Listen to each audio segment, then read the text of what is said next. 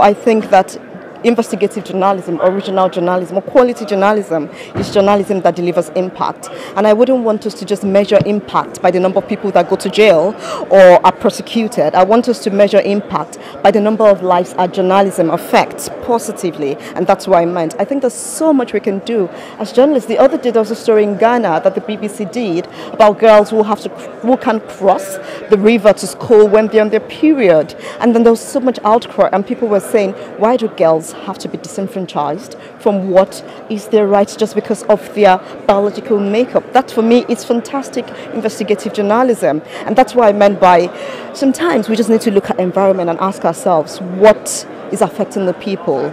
Is it electricity, bad roads? Is it lack of adequate health care? When was the last time we went to the nearest hospital close to us to ask how many bed spaces are here? How many patients do you have a day? Are they getting the right drugs? How much was budgeted for this?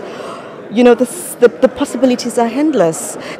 In my mind, there are two important things that journalists should do to increase the chances that their investigation has some impact and that those people guilty of wrongdoing are held to account. I think the first thing to do is for journalists to share far and wide their investigation.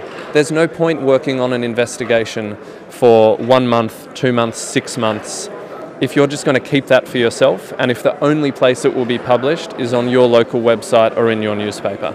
So by that I mean reach out to international organisations, again, like ICOJ, like The Guardian, like the BBC, and tell them you have a really important story, because it's easy for a powerful person or company to ignore one journalist. It's very hard for them to ignore 50 journalists or 100 journalists. Secondly, I think we as journalists need to do a better job in communicating in advance with civil society organisations, because our job as journalists often stops at the point of publication.